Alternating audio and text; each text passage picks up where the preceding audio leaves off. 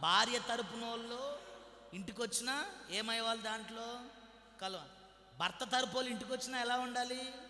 కలుపుగోలుతనంగా ఉండాలి. కొంతమంది భార్య తరపు వాళ్ళు ఇంటికి వస్తే కనుక అసలు ఆ ఆడ మనిషికి క్రిస్మస్సే. ఇక ఆ రోజు ఇక ఆ ఇంట్లో ఏంది? క్రిస్మస్సే. అదే మొగుడు తరపున వస్తే గుడ్ ఫ్రైడేనే.